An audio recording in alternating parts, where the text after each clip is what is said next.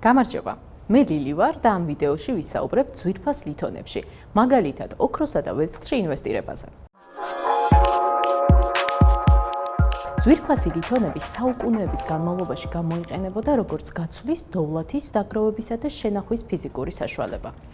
ოქრო, როგორც იშვიათი და უჟანგავი ლითონი, რომელსაც გააჩნია საკუთარი ღირებულება, დღემდე აქტიურად გამოიყენება როგორც სამკაულების სახით, ასევე დაგროვებისა და ინვესტირების მიზნით. ტრადიციულად გავრცელებულია ოქროში ინვესტირების 5 ძირითადი გზა. პირველი და ყველაზე ძველი, თუმცა თანამედროვე ფინანსურ სამყაროში ნაკლებად პოპულარული მეთოდი ოქროს სამკაულების შეძენაა. მეორე მეთოდი ოქროს მონეტებისა და ზოდების შეძენაა. ეს ფიზიკურ ოქროში ინვესტირების საუკეთესო ფორმაა. ძირითადად ამ შესაძლებლობას ინვესტორებს ცენტრალური და კომერციული ბანკები, ასევე ლიცენზირებული ოქროს დილერები სთავაზობენ. ოქროს მონეტებისა და ზოდების შეძენა საქართველოს ეროვნული ბანკის ფულის მუზეუმის ონლაინ მაღაზიაშია შესაძლებელი. ოქროში ინვესტირების პოპულარული მეთოდია ოქროს სერტიფიკატების შეძენა. ოქროს სერტიფიკატებს ძირითადად ცენტრალური ბანკები, მთავრობები და ზარაფხანები გამოსცემენ. სერტიფიკატში განსაზღვრულია ოქროს მოცულობა, რომელსაც ფლობთ და ოქროს ფასის ცვლილების შესაბამისად იცვლება ოქროს სერტიფიკატის ფასიც. ამასთან, ის ძირითადად გამყარებულია ფიზიკური ოქროთი, რომელიც საცავში ინახება. სერტიფიკატის შეძენა ოქროში ინვესტირების ერთ-ერთი ყველაზე მოქნილი ფორმაა. ფიზიკურად ოქროს ფლობა არ გიწევთ, რაც დამატებითი რისკებისა და ხარჯებისგან გიცავთ, რადგან ოქროს შენახვა სპეციალური პირობები სჭირდება. ასევე ის ლიკვიდურია, შეგიძლიათ ინტერნეტით მარტივად შეძენა და გაყიდვა და ასევე დაცულია საცავში. მონეტების მსგავსად, ოქროს სერტიფიკატების შეძენაც საქართველოს ეროვნული ბანკის ფულის მუზეუმის ონლაინ მაღაზიაშია შესაძლებელი. თუ გსურთ ოქროს ფასის ცვლილებასთან დაკავშირებულ მიბმულ ფინანსურ ინსტრუმენტში ინვესტირება, ბირჟაზე ვაჭრობადი ოქროს ფონდების აქციების შეძენა საუკეთესო მეთოდი იქნება. ვიდეოში ინვესტირების ამ მეთოდს ETF-ად მოვიხსენიებ. ETF-ი ლიკვიდური ფინანსური ინსტრუმენტია, რომლის ფასიც ოქროს ან ვერცხლის ფასის ცვლილებას მიჰყვება. შესაბამისად, თუ მოლოდინი გაქვთ, რომ ოქროს ფასი გაიზრდება, ფიზიკური ოქროს შეძენის ნაცვლად შეგიძლიათ აღნიშნული ინსტრუმენტი შეიძინოთ. ოქროს ETF-ებიდან ერთ-ერთი ყველაზე ცნობილი SPDR Gold Shares-ია, ხოლო ვერცხლის ETF-ებიდან iShares Silver Trust-ია ყველაზე ცნობილი. მათი შეძენა შესაძლებელია როგორც ადგილობრივი, ასევე უცხოური ბროკერების მეშვეობით. ბოლო მეთოდად ოქროს მომპოვებელი კომპანიების აქციებისა და მათი ETF-ების შეძენა განვიხილოთ. ეს პროცესი უფრო აქციებით ვაჭრობის ნაწილია და ასეთი კომპანიების აქციების ფასები, გარდა ოქროს ფასისა, დამოკიდებულია სხვა მნიშვნელოვან ფაქტორებზეც.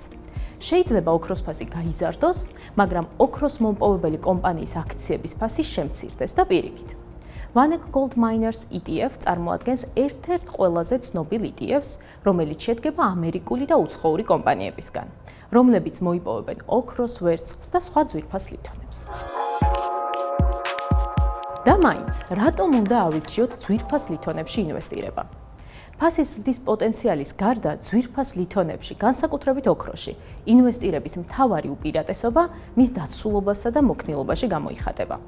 ეკონომიკური და პოლიტიკური კრიზისების დროს, როდესაც აქციების ფასები ეცემა, ვალუტა უფასურდება, სხვადასხვა ფინანსური ინსტრუმენტები კარგავენ სანდოობას და სხვადასხვა რისკები იზრდება, ოქროს ფასი ძირითადად შედარებით მეტი სტაბილურობით გამოირჩევა და ხშირ შემთხვევაში მისი ფასი იზრდება კიდეც.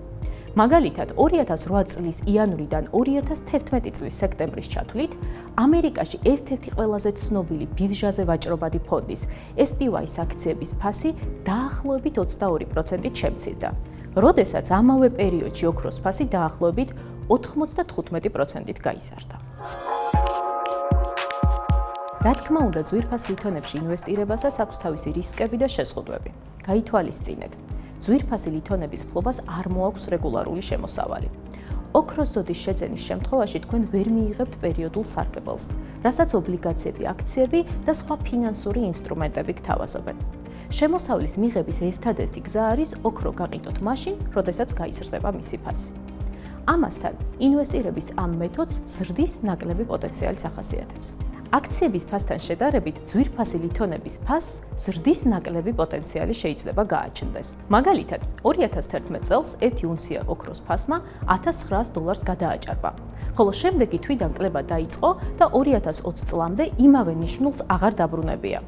ასევე, 1 უნცია ვერცხლის ფასმა ისტორიულ მაქსიმუმს $49.50 2011 წელს მიაღწია, ხოლო მას შემდეგ ფასი ეტაპობრივად დაეცა და მიუხედავად შემდგომი ზრდისა აღნიშნულ მაქსიმუმს აღარ დაბრუნებია.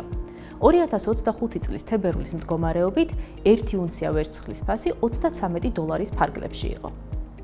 თუკი ძვირფას ლითონებში ინვესტირებას გადაწყვეტთ, შენახვის ხარჯებიც გაითვალისწინეთ. როდესაც დიდი რაოდენობის ფიზიკურ ოქროს ფლობთ, მას აუცილებლად დასჭირდება შესაბამისი შენახვის პირობების შექმნა, რაც ხარჯებთანაა დაკავშირებული.